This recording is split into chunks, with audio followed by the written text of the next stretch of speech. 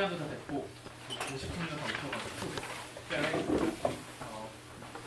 우선 인사드리겠습니다. 반갑습니다. 안녕하세요.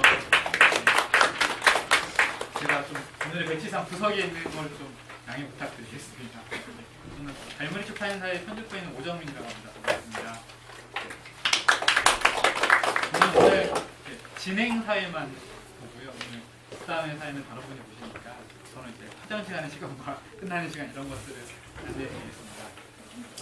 오늘은 여기 보시는 것처럼 위험한 언어라는 책의 출간기념 집담회고요.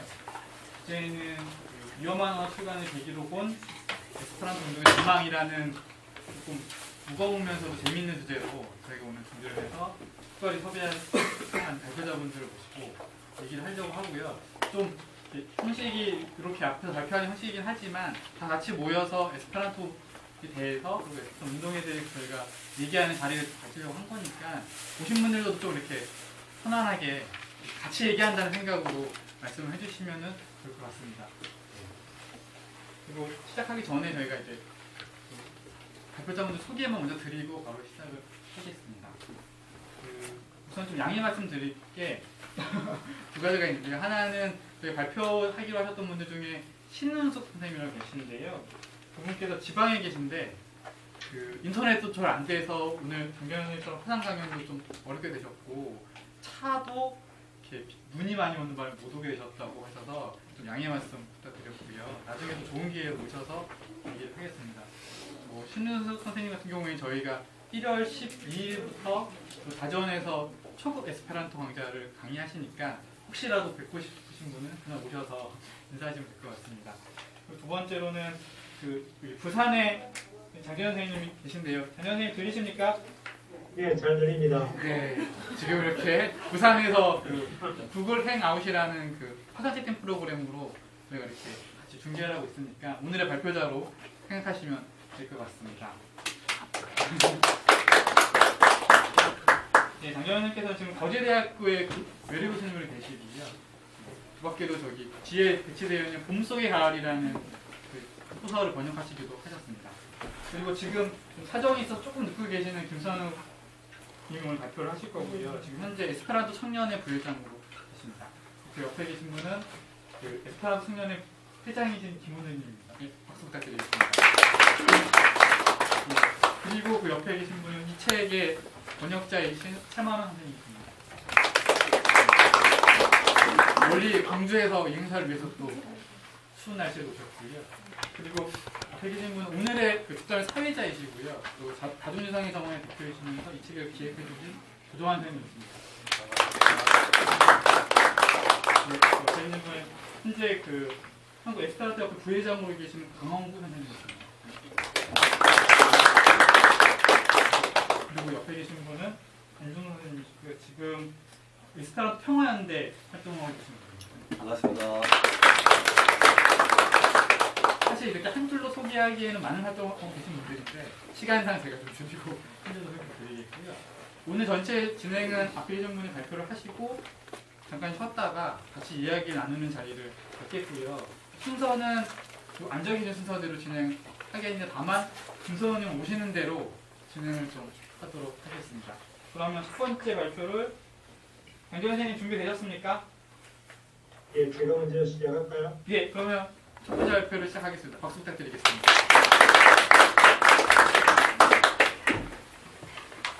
Saluton. Ni povas rigardi antaŭ vi povas mian hejmon. Mi timas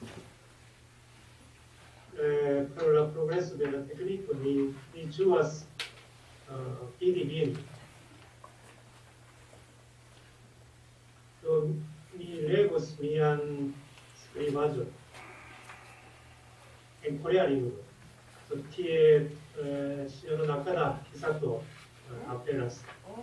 그리고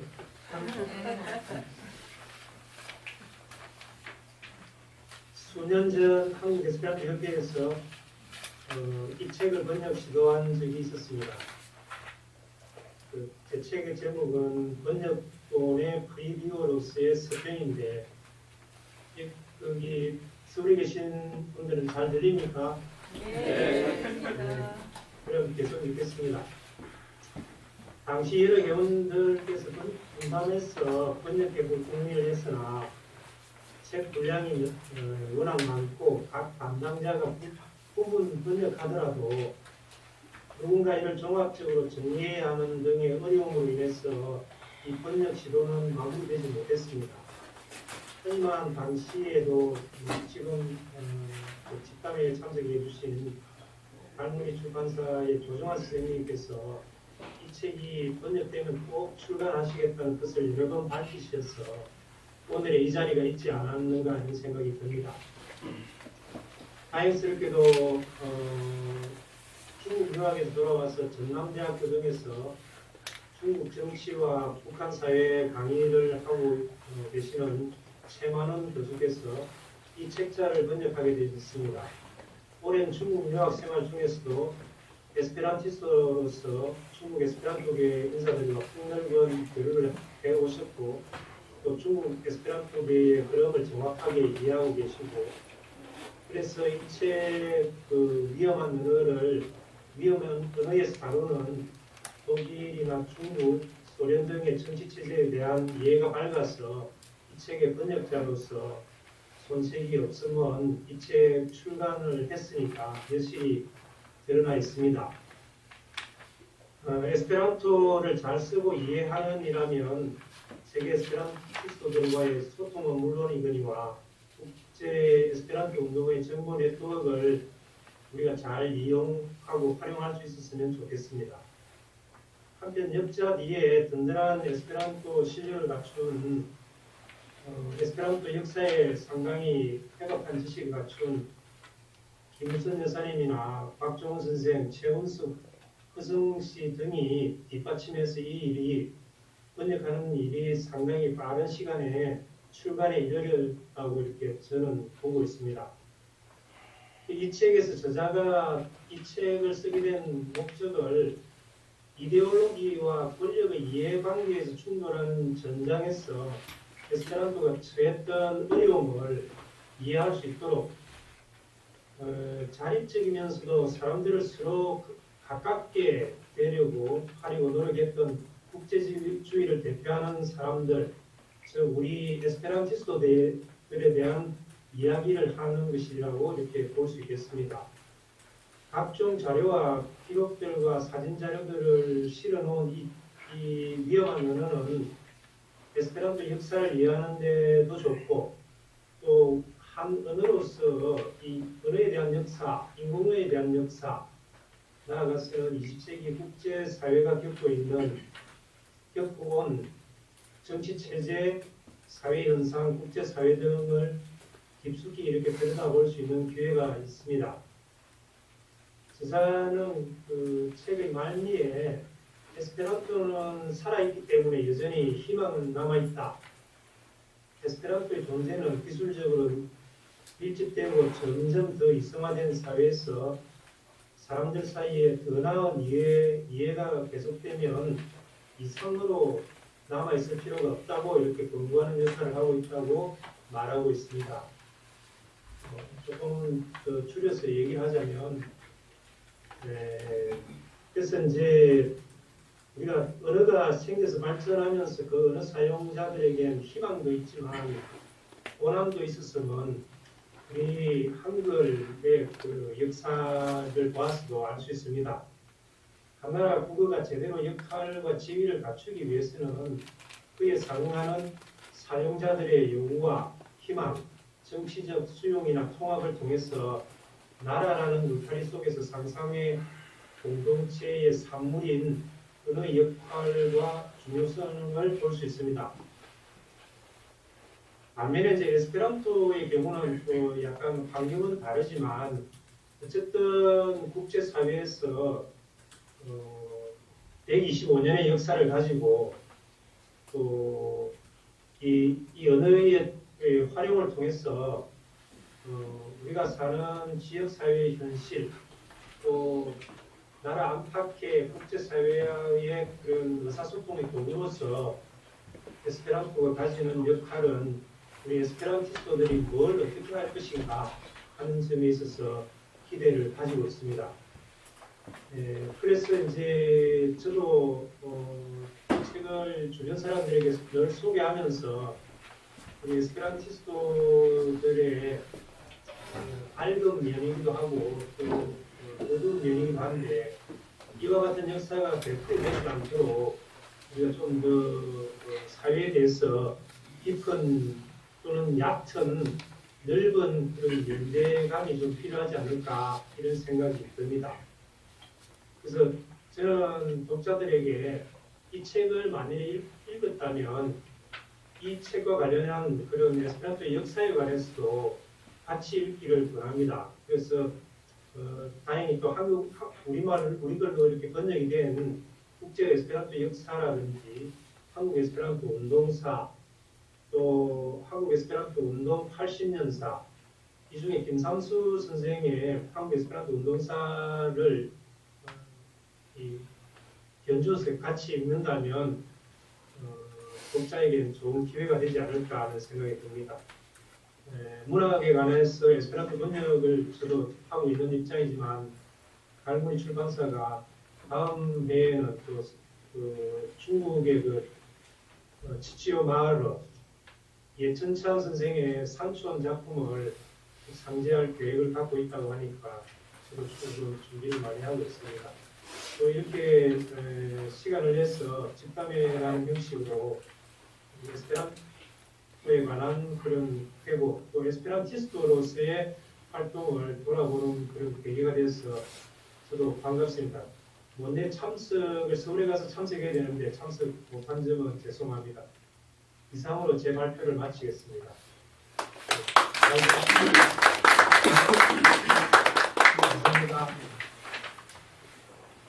장정열 선생님 감사합니다. 네, 저도 고맙습니다. 예. 오늘 우리 주제를 갖다가 위험한 언어 출간을 계기로 본 그 에스페란토 운동의 전망 이렇게 잡았는데 대단히 복잡한 그 내용들이 하나의 그 문구 속에 들어 있습니다. 그게 또 필연성을 갖는데요. 오늘 발표자로 참석하신 분들 중에는 이 에스페란토를 시작하면서 느꼈던 즐거움이나 자기 경험을 이렇게 소개해서 여기 참석하신 분들하고 그걸 공유하고 싶다고 하신 분도 계시고 또 이 자리에 또 위험한 언어 번역을 해주신 최만원 선생님도 계시고 그리고 또 아마도 지난번 울리린스 강의에서도 넘겼지만 많은 분들이 에스페란토 운동이 어떻게 나아가야 될지 그걸 매우 궁금해하는 분들도 계시고 그러기 때문에 발표 내용은 저희가 특별하게 제한을 하지 않았고요. 발표하실 분들이 자기가 특별하게 하고 싶은 내용 그러니까 이 커다란 주제 속에서 하고 싶은 내용을 발표해 주실 것입니다. 그래서 그거 들으시면서 이렇게 참가하신 그 방청석의 분들도 좀 발표자와 다름없는 그러한 위치나 자세로서 오늘 토론의 문제 제기자라거나 아니면 자기 생각을 표현하는 분으로서 같이 참가해 주시면 고맙겠습니다. 장정일 선생님이 이렇게 말씀해 주셨는데요. 오늘 저걸 뭐라 그럽니까?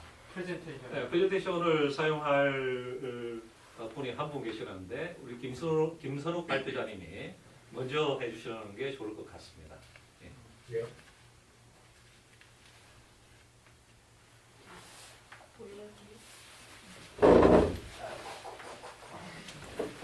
여러분 안녕하세요. 저는 현재 한국 에스페란토 청년회 부회장 겸 편집장을 맡고 있는 김선욱이라고 합니다. 현재 경희대학교 불문학과에서 석사과정을 밟고 있고요. 오늘 저희 출간 기념회 집담회를 통해 제가 발표하고자 할 주제는 보편적 윤리로서의 에스페란토에 대해서 한번 말씀을 나눠보고자 합니다. 제가 요즘에 관심 있게 지켜보고 있는 주제가 또 바디유라던가 지젯같이 요즘 타여 정치를 주장하는 그런 포스트 모더니스트 학자들의 그런 문학과 사회의 접점을 관심 있게 보고 있는데, 그리고 또 여기 여러 가지 그런 개념들이 제가 어줍지 않게 쓰고 있지만 아주 번박하게 제가 이해한 바로 말씀을 드린 거니까, 또 에스페란토와 이렇게 맞닿는 부분이 있기 때문에 한번 같이 공유를 해보고자 이 주제를 선택을 했습니다. 그리고 또 가장 중요한 것은 제 1장, 우리 단죄랄 인구 위험한 언어 제 1장을 보시면 이제 그 에스페란토의 탄생 시작부터 이제 갈등이 발생하는데, 이제 그 부분과도 연결되어 있어서 한번 재미있게 저한테 다가왔기 때문에 이 주제를 선택을 했습니다. 우선 첫 번째는 꾼 이스모 대 센 이스모. 이 꾼이라는 그 전치사는 무엇무엇과 함께이고, 이스모는 이즘, 그 어떤 주의 사상을 나타내는 단어입니다. 그래서 이 그 센은 그 꾼의 반대어로서 뭐뭐 없이 이걸 나타내죠. 그래서 이 에스페란토가 이 자메노프 박사에 의해서 탄생된 그 시점부터 이 꾼 이스모와 센 이스모 간의 대립이 발생을 했습니다. 이 자메노프 박사는 그 인류의 언어 장벽을 허물고자 이 에스페란토를 국제어로서 만들었는데, 단순히 그 언어에 대한 호기심뿐만 아니라 이런 사회동포주의랄까요? 그런 박애주의가 깃들여서 탄생한 것이 바로 에스페란토지요. 그래서 이 꾼 이스모 파는 제가 이렇게 명명을 한 것입니다만, 그 자메노프가 거주를 했었던 폴란드 및 또 공부를 했었던 모스크바 러시아 쪽의 그 동유럽 쪽에서는 이 꾼 이스모적 에스페란토가 탄생부터 이제 활성화되었고, 반면에 이제 그것이 서유럽으로 이제 수출이 되면서 센 이스모, 그냥 이런 당시 20세기 초에 굉장히 혼란스러웠던 그런 시대였음에도 불구하고 이 에스페란토 자체를 언어로서, 그러니까 언어로서 연구를 하는 그런 또 파가 이제 서구에서는 일어났죠. 그래서 이 이념이냐 그냥 그 언어 자체로 볼 것이냐 에스페란토를, 이것은 아직까지도 끝나지 않는 현재 진행형인 물음 같습니다. 그러니까 처음부터 시작을 해서 아마 끝까지 이 대립과 이런 구분은 계속 이어질 것 같습니다. 오늘날에도 에스페란토를 배우는 분들을 이렇게 살펴보면 우선 저도 마찬가지입니다만 언어에 대한 관심과 그런 호기심으로 시작을 하신 분이 더 많으실 거예요. 이 자메노프의 그런 언어 장벽을 뛰어넘으려는 사상을 먼저 접하고 에스페란토를 보시기보다는 그 역이 더 많으실 겁니다. 그래서 에스페란토 탄생 배경 자체가 이제 꾼 이스모, 그런 호마라니스모 혹은 에스페란티스모라고 하는 그 에스페란토주의, 인류인주의를 바탕으로 에스페란토가 탄생을 했습니다. 그리고 또 이제 계속 읽어보시다 보면 나오겠지만 이 자메노프 박사가 이 에스페란토를 만들게 된 계기는 이런 계시 같은 거를 받았기 때문이죠. 여러 언어권에 머물러 있고 또 언어로서 박해를 받기도 했고, 그래서 그런 것이 그의 계기, 그러니까 바디우가 말하면 그런 사건이 되었는데, 그렇기 때문에 그러니까 이것은 바로 그가 유대인이었기 때문에 가능했던 일일 것입니다. 그가 그런 부르주아라던가 또 오히려 박해를 하는 입장에 있는 계층이었다면 에스페란토가 과연 나올 수 있었을까 의문이 들 정도로 그의 태생적인 배경 역시 아주 에스페란토에서 아주 중요한 요소입니다. 그래서 에스페란토 박해의 역사를 다루고 있는데 이 책에서는 이는 즉 유대인의 역사의 한 파트로 읽어도 무방할 정도로 그 따로 장의 할애가 되어 있지 않습니까? 그 유대인의 언어라고 뭐 나치나 스탈린이 많이 가진 박해를 했고, 또 이 유대인의 역사는 또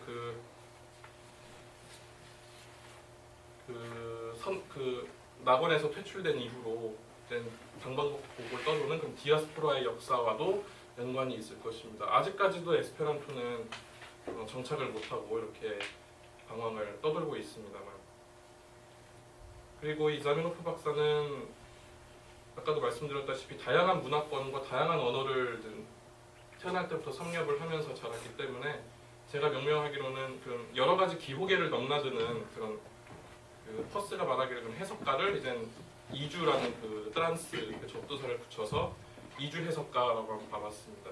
이 이주 해석가라는 것은 한마디로 말하면 그런 간단히 말씀드리면 여러 가지 문화권을 넘나드는 그런 사람인데 그 넘나드는 것에서 그치지 않고 이 교차 모순이라는 그런 새로운 발생 지점을 찾아냄으로써 더 높은 지향을 지향하는 그런 성숙함, 그런 더 고차원의 경지로 이르는 그런 성장을 이뤄내는 그 사람입니다. 그래서 이 에스페란토가 저는 당연히 그 세계 평화와 또 우리 인류 공존의 대안으로서 아주 아직까지도 유효함이라고 저는 강하게 믿고 있습니다. 그리고 제 2장은 이제 말씀드릴 부분이 이제 보편적 윤리의 실천인데 간단하게 말씀드리자면 착하게 살자입니다. 지금은 지금 사회, 경제, 정치까지 이제 자본주의가 잠식을 하면서 오이코스와 폴리스가 전부 다 이 오이코스 경제권 안으로 들어가고 점차 자본주의와 신자유주의의 병폐를 우리가 지금 모르고 있는 게 아니라 너무나 잘 알고 있기 때문에 느끼지 못하는 것 같습니다. 그리고 또 문화 및 또 언어로는 또 영어가 그런 헤게모니를 쥐고 당연히 영어를 안 배우면 도태된다 이런 신자유주의와 또 맞물리면서 영어의 그 주도권이 점점 우리 현대인들의 삶을 피폐하는 것 같습니다. 근데 이런 병폐들을 없애려면 아주 말로는 간단합니다. 그냥 모든 주도권과 이권을 포기를 하면 됩니다. 근데 그것이 쉬운 일이 아니지요. 예전에 그 유대인들에게는 희년이라고 해서 50년마다 한 번씩 유대인들이 예로부터 샤일록처럼 고리대금업을 하지 않았습니까? 근데 그 고리대금을 하다가 이제 빚이 너무 쌓이면 50년에 한 번씩 전부 제로로 돌리는 리셋 상태로 돌리는 그런 안식일이 있었답니다. 근데 그것이 제정된 이후로 한 번도 지켜지지가 않았대요. 그런 만큼 그런 신에 의해서 선택된 민족도 하지 못하는 그런 포기라는 것을 지금 자본주의 극단에 살고 있는 우리들이 이제 하면 시스템 자체를 리셋을 하고 깨부수면 잘 굴러갈 수 있을 텐데 이제 그것이 여러 가지 그런 사정으로 못 되고 있는 것이 사실입니다. 또 리셋을 설사 했더라도 또 그 리셋 이후에 우리의 삶은 또 어떻게 될런지도 굉장히 깜깜하죠. 그래서 지금 이러지도 못하고 저러지도 못하고 그 잘못 굴러가고 있는 그 시스템 자체 속에서든 어떻게든 좀 더 나은 그 불합리 안에서라도 조금 더 나은 삶을 지향하기 위해서 이렇게 분투를 하고 있는데 이때 이 시점에 여러 사상가가 주목을 하고 있는 사도 바울의 사상을 한번 다시 환기시킬 필요가 있을 것 같습니다. 이 사도 바울이 여러분도 아시다시피 그런 다메섹으로 바리새인으로서 유대인을 박해하기 위해 떠나던 아주 철저한 바리새인이었는데 그 다메섹으로 가던 길에 그런 계시, 그러니까 바주가 말하는 사건을 만나고 나서 180도 변하지 않습니까? 그리고 또 이 사도 바울이 주장하는 바는 그 베드로가 말하는 유대 기독교보다는 훨씬 더 광범위하고 더 포괄적이며 사회동포적인 그런 뭐 할례를 받은 자건 뭐 민족이 다르건 상관없이 모두를 포용할 수 있는 그런 우주적 기독교였습니다. 그래서 지금 우리가 돌아가야 할 것은 원시 기독교 공동체적인 그러니까 원시 기독교 공동체로 돌아가는 것이 아니라 그 원시 기독교 공동체적 공동체로 돌아가는 것이 오늘날의 그 사상가들에 따르면 맞는 일이고 또 논리적으로 따져봐도 그렇게 되는 것이 우리가 평화롭게 공존할 수 있는 법인데 그 원시 기독교의 사회는 그 바벨탑 이전의 사회로서 우리가 인간이 오만해지고 또 불화를 일으키기 이전의 그런 순수한 상태지 않습니까? 그러니까 에스페란토가 만약에 국제 공용어로서 기능을 하게 된다면 그럼 바벨탑 이전의 인류를 우리가 모색하는데 그런 방향을 모색하는데 일정 부분 도움이 되지 않을까 저는 생각을 합니다. 네, 그래서 그동안 경청해 주셔서 감사합니다. 상당히 깊이 있는 내용이면서도 논쟁적인 그 주제를 다룬 것 같습니다. 푸니스모와 세니스모, 자메노프를 사도 바울과 같은 위치에서 탁을 했는데요. 아주 토론 시간에 좀 많이 이야기를 해보면 좋겠습니다. 다음으로는 김원누리 발표님의 발표를 듣겠습니다. 앉아서 해도 될까요? 네. 안녕하세요. 저는 현재 한국청년회 회장을 맡고 있는 김온누리라고 합니다. 에스페란토 이름은 오니하고요. 현재 성균관대학교 미술학과에 재학 중이며 에스페란토는 한 4년 전인가 3년 전에 처음 배웠고 또 1년 전쯤에 중급 수업을 에스페란토 명동에 있는 에스페란토 문화원에서 중급 수업을 들으면서 본격적으로 에스페란토계에 입문하게 되었습니다. 우선 발표에 들어가기 앞서 좀 사죄의 말씀을 드리면 제가 위험한 언어 책을 다 못 읽었습니다. 그래서 오늘 제 주제는 그렇게 책과 직접적인 관련은 없고요. 에스페란토에 대해서 제가 평소에 생각하고 있던 것 중에 하나입니다.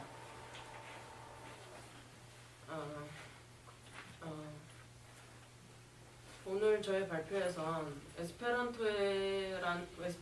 에스페란토라는 언어에 대해 평소에 제기되고 있는 비판 중 하나인 에스페란토는 결국 유럽어이다 라는 비판을 우리가 어떻게 슬기롭게 풀어나갈 수 있는지 같이 이야기해보고자 합니다. 또 이 질문은 저번에 그 위험한 언어 저자이신 율리 린스님의 초청 강연회 때도 제가 드렸던 질문이기도 합니다. 에스페란토에 대한 한계 또는 의문점으로서 가장 많이 제기되는 문제 중 하나는 에스페란토가 과연 인류 모두에게 평등한 언어냐는 것입니다. 창안자 루도비코 자메노프 박사 역시 폴란드인이며 실제로 에스페란토는 유럽 각국의 언어들을 뿌리로 두고 태어났습니다. 민족어가 아니기에 누구나 똑같은 출발선에서 배움을 시작한다 하여도 사실상 유럽인들이 비유럽인들에 비해 학습이 수월할 수밖에 없습니다. 물론 반대로 에스페란토만의 독창성과 논리성으로 굳이 유럽인이 아니어도 배우기 쉬우며 특히 항상 영어로는 N, 에스페란토는 노입니다. 노로 끝나는 목적격의 문제에 있어서는 오히려 유럽인들에게 익숙치 않다는 주장도 있고 한 사람이 처음부터 끝까지 창안해낸 인공어는 누구에게나 어려워서 또 다른 불평등을 이야기할 수 있는 언어가 될 것이라는 주장. 에스페란토는 민족어가 아니기에 그 나라 어떤 특정 문화를 담는 특유의 표현이나 속담, 수거 등도 존재하지 않아 이런 점에서 오는 불평등 또한 없다 등의 주장들이 에스페란토가 가지는 평등성에 대한 입장을 보완해주기도 합니다. 하지만 저는 에스페란토의 뿌리는 유럽이라는 사실은 부정할 수 없다고 생각하며 이는 결국 배움에 있어서 불평등을 야기한다는 주장에 일정 부분 동의합니다. 자, 그렇다고 해서 우리가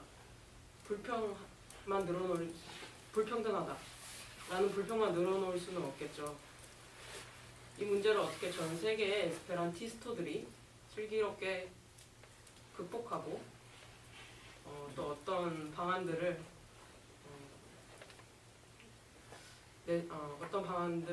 모색할 수 있는지 생각해 보기로 하겠습니다. 저는 이 문제에 대해서 총 세 가지의 해결 방안에서 생각을 해봤는데요. 첫 번째는 어떠한 비판 없이 너무 유럽적이거나 영어적인 표현을 받아들여서는 안 된다는 것입니다. 실제로 에스페란토 수기 대화에서는 영어에서 쓰이는 오와 아 등의 감탄사가 변형 없이 자주 쓰입니다. 스펠링은 OHIH입니다.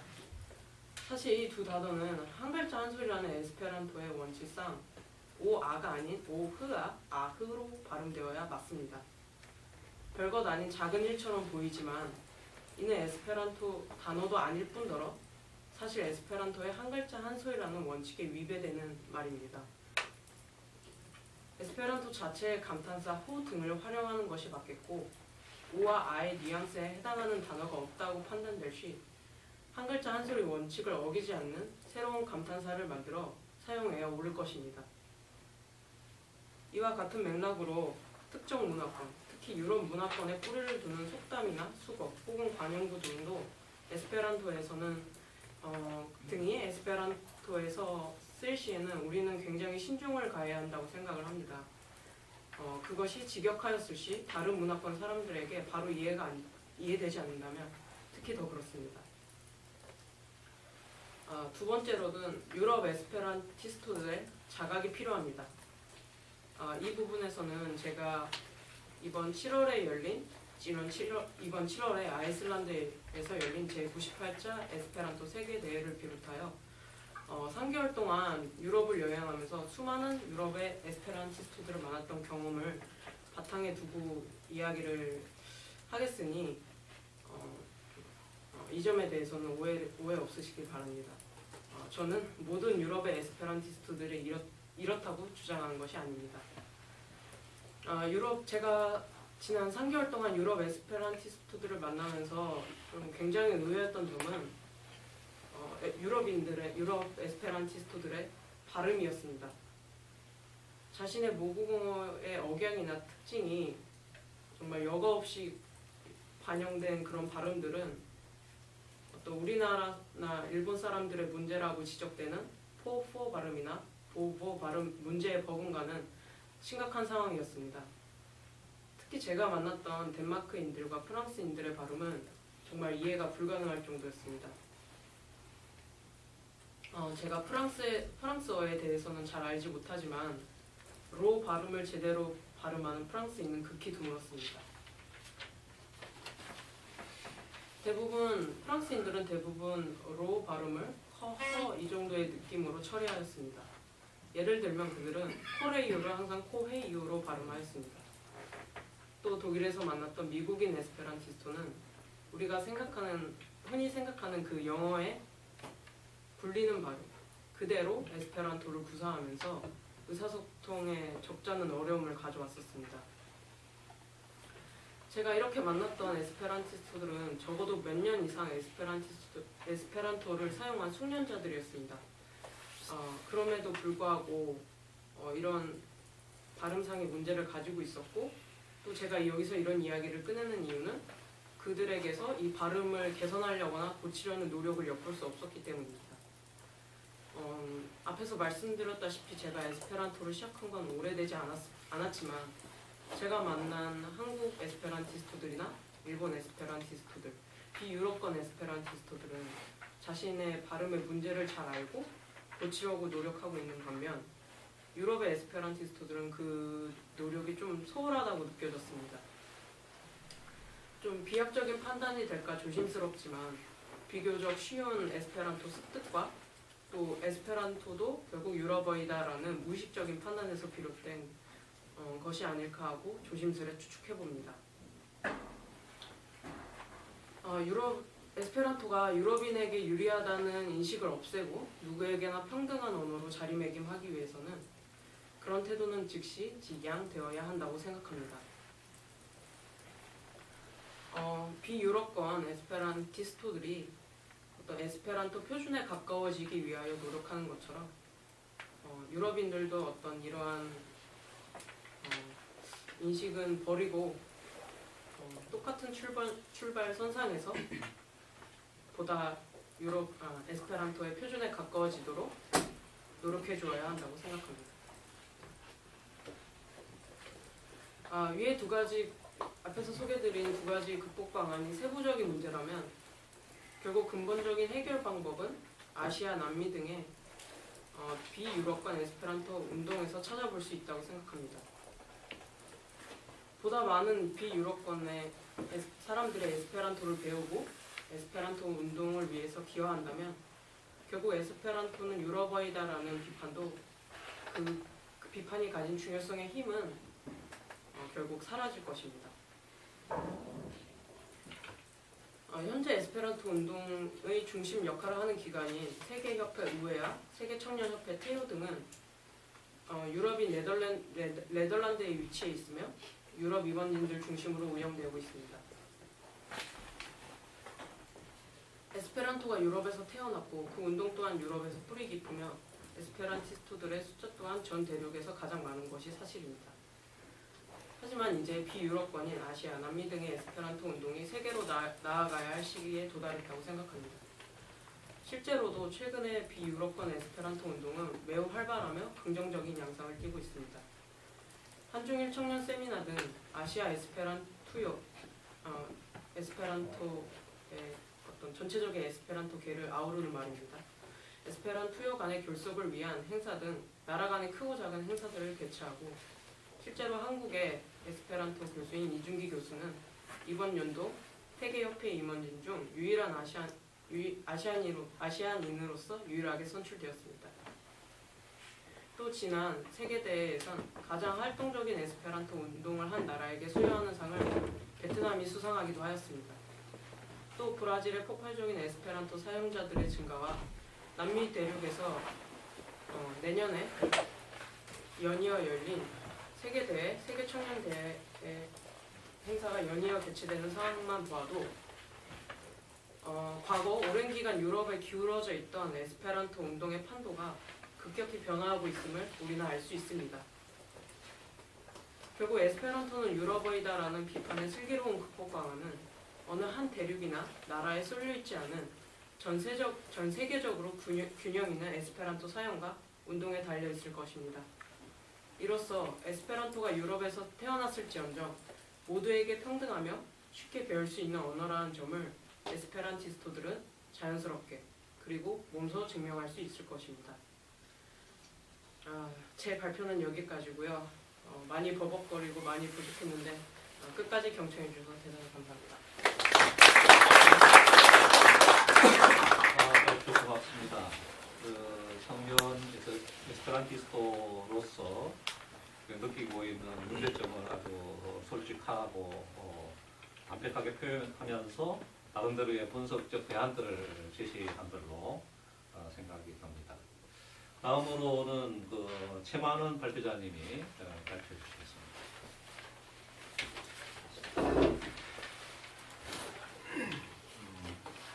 두 분 청년 학생들 한 분은 좀 이론적인 조금 더 현실적인 문제에서 에스페란토가 직면하고 있는 문제에 상당히 깊이 있게 말씀을 해주셨습니다. 어떻게 보면 지금 제가 역자라는 이름으로 여기 불려나와 있는데 그냥 아주 좀 가벼운 마음으로 제가 준비를 못하기도 했지만 제 소회를 말씀드리겠습니다. 시작한 지는 상당히 오래됐습니다. 제가 고등학교 때 국문학 발달사의 잡지에 나와 있는 폐허라는 잡지를 소개하면서 국어 선생님께서 이게 영어가 아니라 에스페란토라는 언어로 쓰였다고 국어 선생님도 잘 모르셔서 학습 지도안에 계신 걸 그대로 읽어주셨답니다. 그래서 우연히 듣게 되고 에스페란토를 사용하게 되면서 지금까지 왔습니다. 지금 일단은 장정열 선생님께서도 말씀을 좀 잠깐 언급하셨지만 이 책이 나올 수 있도록 많은 고생을 해주신 분들에게 다시 한번 감사드립니다. 일단은 저자인 울리 린스 같은 경우는 실은 저도 방금 두 번째 발표자인 김원누리 님이 발표하신 것처럼 유럽 사람 특히 독일인들의 길고 난사박 문장 때문에 하룻밤에 두세 번씩 다행히 인터넷 때문에 메일로 주고받고 하면서 도움을 받았습니다만은 실제로 너무 어려워가지고 저자의 적극적인 밤도 안 자고 한국 시간 맞춰가면서 도와주는 그런 열성이 없었더라면 힘들었을 테고 또 옆에 앉아 계시니까 말씀드리기는 좀 쑥스럽기는 하지만 그래도 갈무리 출판사 조동환 대표께서 직접 마지막 최종 원고까지 다 알아들으면서 이렇게 노력을 많이 해주셨어요. 그다음 또 우리 앉아 일하시는 출판사 편집하시는 선생님들 감사드리고요. 일단은 책의 내용에 대해서는 제가 뭐 구체적으로 말씀드리기보다는 저도 이 책을 번역하게 됐던 그런 이유에 대해서 조금 잠깐 말씀을 드리려고 합니다. 제가 처음에 할 때는 어렸을 때 그 80일간의 세계 일주에 매료돼가지고 저것을 하면 별로 부자이지 않은 우리 아버님의 도움을 받지 않고도 내 혼자 힘으로 한번 좋아하는 여행을 한번 해볼 수 있겠다라는 생각에 뭐 에스페란토를 접했지만 조금 이렇게 사용하면서부터 우리가 이제 계속 그 에스페란토를 우리가 하게 되면 많이 작용하는 평화의 언어, 평등의 언어를 자꾸 이렇게 하게 되는데 제가 뭐 중국에 가서 공부하면서 느낀 거지만 제가 아무리 중국에서 10년을 살고 중국어를 그럴싸하게 하는 것처럼 보이지만 제가 말하는 것은 그 외국인으로서 배워서 하는 언어로서의 그 소통의 어려움이라는 게 너무 그 강하게 느껴졌었습니다. 특히 뭐 언어에 대한 별 재주도 없는 그런 상황에서. 근데 이 에스페란토를 사용하면서 느끼게 된 그 평화는 제게 솔직히 조금 다가오지 않았습니다만 이 평등이라는 언어가 너무 크게 다가왔어요. 미국 친구를 만나도 독일 친구를 만나도 일본 친구를 만나도 중국 친구를 만나도 모르면 미안해 내가 잠깐 사전 좀 찾아볼게 하면서 찾아서 발음 맞을 때 어차피 그 사람들도 마찬가지입니다. 물론 발표자들 전에 발표자 두 분께서 말씀하셨던 것처럼 그 유럽 사람들이 느리는 특혜는 분명히 있습니다만은 서로가 어쨌든 최소한의 힘이든 1의 힘이든 2의 힘이든 10의 힘이든 내 것이 아닌 남의 것을 서로 배워서 서로 할 수 있었다는 그 점에서 저는 다른 어떤 것보다 그 에스페란토에서 느낄 수만 있었던 평등함과 그 자존감, 내 한국인으로서의 그 자존감을 따로 인간으로서의 자존감을 함께 느낄 수 있었습니다. 그러면서 그 에스페란토를 나름대로 실은 저는 그 운동과는 좀 거리가 멀게 개인적인 목적으로 제가 정치학을 또 사회과학을 공부하면서 우연히 알게 된 레닌이나 뭐 아니면 이런 사회과학 서적들 그때 당시만 제가 학교 다닐 당시만 해도 어떤 금소로 지정되고 보지 못했던 책들을 우연히 그 에스페란토를 통해서 읽게 되면서 상당히 이제 개인적으로 도움을 많이 받고 살면서 원체 개인적이다 보니까 뭐 여러 가지 방식으로 진행되는 에스페란토 운동에 공감을 가졌습니다만은 참여하지 못하고 혼자 이렇게 오랜 시간 동안 사용을 했는데 어느덧 시간이 뭐 에스페란토를 배운 지 뭐 한 20여 년이 지나면서 열심히 실은 보면 현실적으로 별 참 좋은 의미와 뜻을 갖고 있지만 현실화되기 어려운 그 운동에 너무 열심히 애쓰시는 분들을 보면서 상당히 저 개인적으로 미안했었습니다. 내가 개인적으로 이 좋은 것을 해서 별다른 것은 아니지만 충분히 개인적인 삶이나 또 공부를 하는 목적에서 사용을 했었는데 이런저런 별 대가도 없이 그 에스페란토가 갖고 있는 이상과 정신을 쫓아서 그 열심히 하시는 분들이 절대적인 숫자로 보면 많지는 않지만 적은 그 숫자 안에서도 상당히 헌신적으로 하시는 분들 보면서 개인적으로 조금 부끄러웠습니다. 그래서 내가 뭔가 그 에스페란토를 해서 나름대로 많은 효과도 보고 그 유용성에 되게 동의를 했던, 공감을 했던 사람인데 뭔가 조금 기여를 할 수 있을까 하면서 생각을 했던 게 이 저자의 그 위험한 언어라는 책과 또 하나는 그 에스페란토로 만든 장현우프 박사가 썼던 왜 에스페란토를 만들게 됐는가, 에스페란토는 어떤 정신과 의미가 있는가라는 그런 책이 있었습니다. 그래서 두 책을 좀 번갈아 보면서 어떤 책을 한번 한국 에스페란토를 하는 사람들에게 좀 소개를 해볼까라는 생각을 나는 했었습니다. 근데 두 책이 상당히 좀 분량도 많은 데다가 어려웠었습니다. 그래서 내 실력으로는 아직은 좀 안 되겠구나, 거의 뭐 반포기 상태에 있었는데 이제 아까 그 장정영 선생님 발표하실 때 언급하신 것처럼 한국협회에서 그 에스페란토 위험한 언어를 한국어로 번역하려는 계획을 갖고 있었고 또 뭐 초기에는 한 30여 분이 넘는 분들이 말하자면 번역자 명단에 좀 우습기도 했지만 절박하게 이 사람들이 진짜 이 책을 한번 번역하려는 계획을 갖고 있구나라는 마음이 느껴졌고 근데 저도 이제 뒤늦게 그 참여를 하게 됐었죠. 그런데 이제 이런저런 이유로 결국은 제 내용도 방대한 데다가 그 당시의 상황 에스페란토 역사 또 각국의 소련, 독일 또 동유럽 이런 나라들의 정치적인 이런 상황들이 결국 한 사람이 취합해서 하는 것이 조금 더 전체 내용을 충실하게 번역은 못하더라도 그 내용 자체를 통일시킬 수 있겠다라는 생각이 들었던 겁니다. 그래서 이 책을 하게 됐는데 제가 이제 번역을 하면서 한 가지 좀 고민했었던 점은 제가 대학 다니면서 조금 할 때는 각 대학이 아마 20여 개가 넘는 대학에 그 에스페란토 동호회가 있어가지고 각자 소식지도 알리고 교류도 상당히 활발했었습니다. 80년대 중반 후반 이 시기니까요. 그런데 어느덧 2000년대 들어와가지고 저도 이렇게 한국에 와서 하면서 보니까 그 많던 대학의 동아리들이 다 사라지고 어떻게 보면은 이런 과학기술 저희들이 오늘 또 인터넷을 통해서 저렇게 부산에 계신 선생님들 강연을 듣고 지난번에는 일본에 계신 저자와 화상 강연회도 했습니다만 훨씬 더 에스페란토가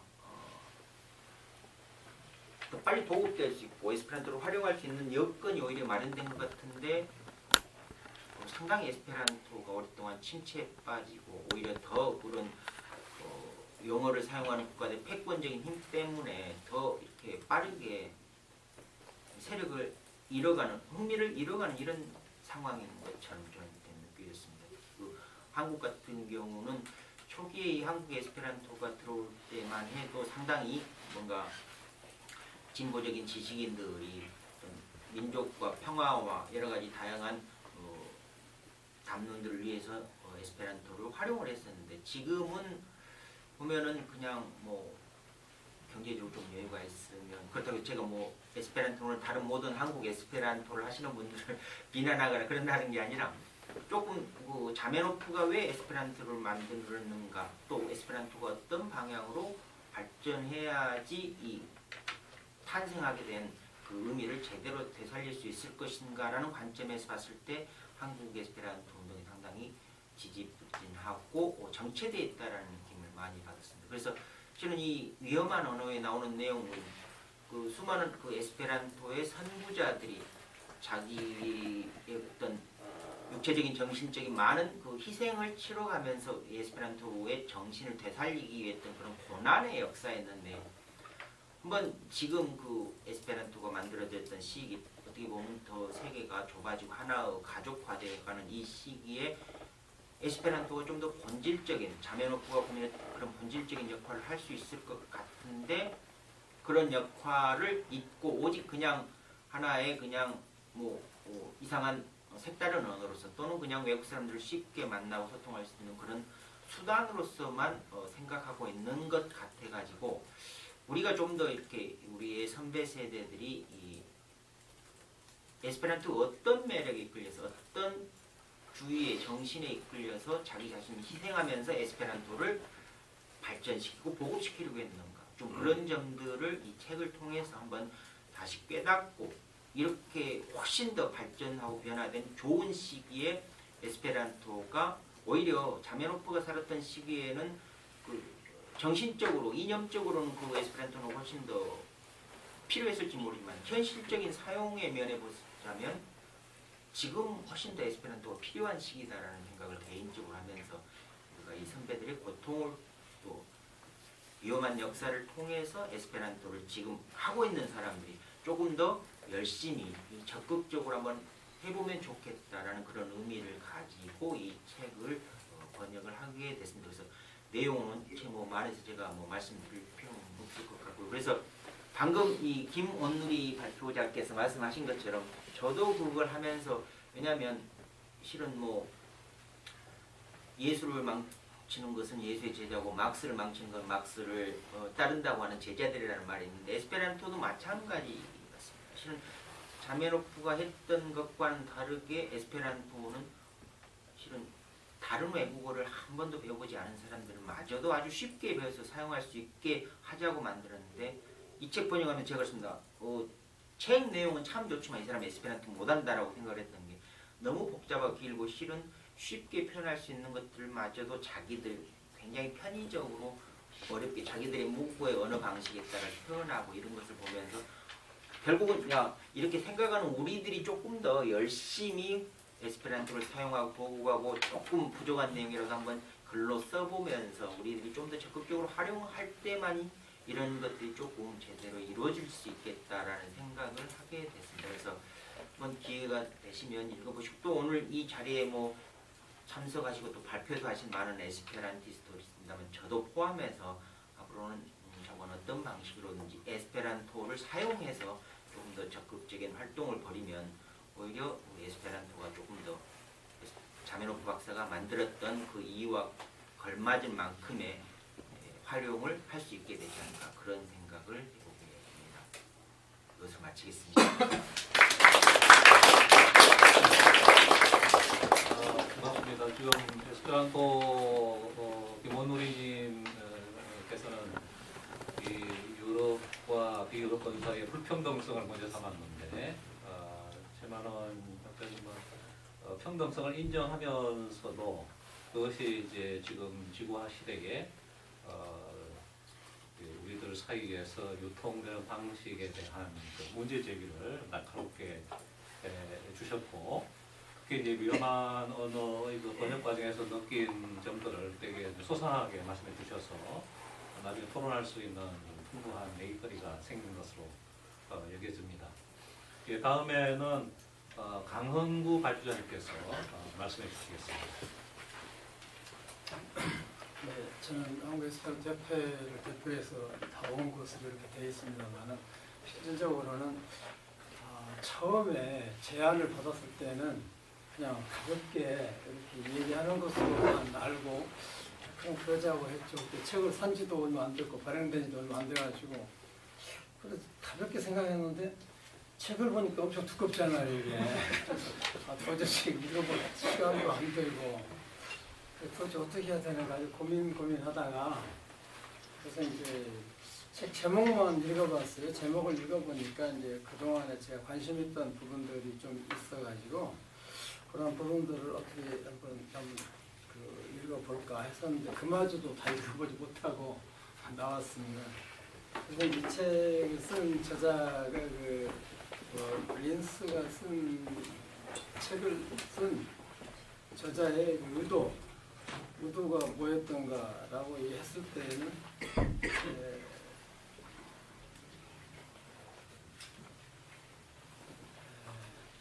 에스페란토의 어떤 점이 그 박해자들을 자극했는가? 요 위험한 언어잖아요. 그래서 이런 위험한 언어를 왜 내가 배워가지고 고민스럽게 만드는가? 이 책을 읽어보면서 정말 고민되었겠다라는 생각을 했습니다. 제가 그때 당시에 1920년대나 30년대에 소련에서 만약에 제가 살았다고 한다면 저도 아마 에스페란토를 포기하지 않았을까 이런 생각을 하게 됐습니다. 그리고 참고로 저는 이제 그 노동조합 활동을 하게 됐는데요. 노동조합을 참여를 하면서 맨 처음에 읽은 책이 노동운동 비사라는 책이 있는데 그 책에 보면은 정말 그 박해를 받으면서 노동운동을 했던 역사들을 읽었습니다. 읽으면서 과연 내가 이런 운동을 계속할 수 있을까 하는 고민을 했습니다만은 이 책을 읽으면서도 그 1920년대나 30년대 이렇게 읽어보면서 과연 그 시대에 내가 살았으면은 과연 제가 에스페란토를 계속 할 수 있었을까 이런 이제 고민을 조금 해봤었습니다. 그래서 이 책을 쓰신 분이 뭐냐면 에스페란토의 어떤 점이 박해자들을 자극했는가, 단지 국제어의 존재 그 자체 아니면 더 많게는 실용적인 방법 때문이었는가, 또 에스페란토가 모든 사람의 제2의 언어가 되는 것을 목표로 동지들을 규합하던 시기의 정치적 사회적 환경은 어떠했는가, 뭐 등등 이러한 것들을 쭉 얘기를 했습니다. 그래서 이런 거를 이제 중심으로 해서 쭉 읽어봤는데 읽다 보니까 그 초창기에 이제 아마 그 여기 보면은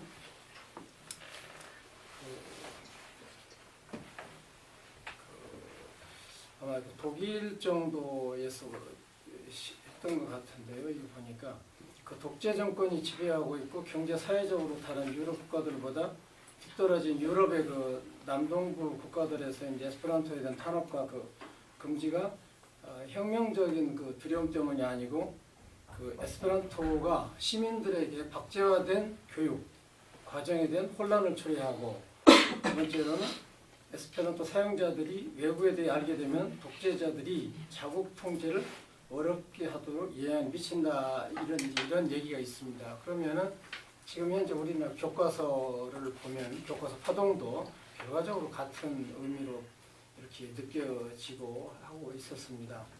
그래서 그때 당시나 지금이나 이런 그 독재 국가에서는 이 민중들이 각성되는 것을 원하지 않기 때문에 아마 이 에스페란토를 보급하는 것을 탄압을 하고 이렇게 되지 않았는가. 그래서 아까 여기에서도 마찬가지로 오스트리아에서는 그때 당시에 그 사회주의자라는 그 잡지를 통해서 이제 그 노동자 에스페란토 그룹이 이제 금지로 에스페란토 자체가 그 위험에 빠질 그러니까 탄압을 받으리라고 생각을 하지를 않았습니다.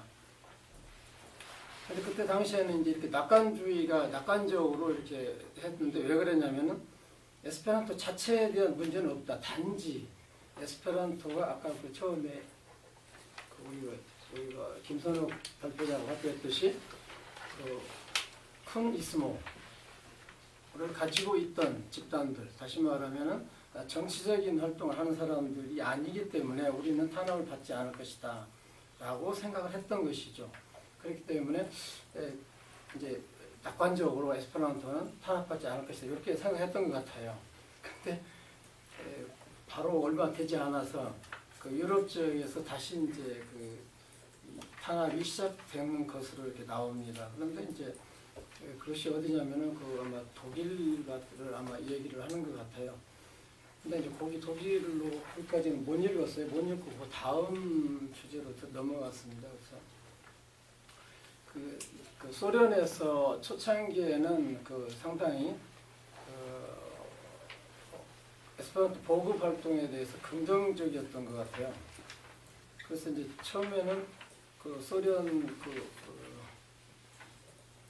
에스페란토 동맹도 있었고 우리가 처음에 우리 막심 고리끼라고 유명한 그 문학 작가가 있죠. 러시아에 그분도 얘기를 했었어요. 인민들의 단합된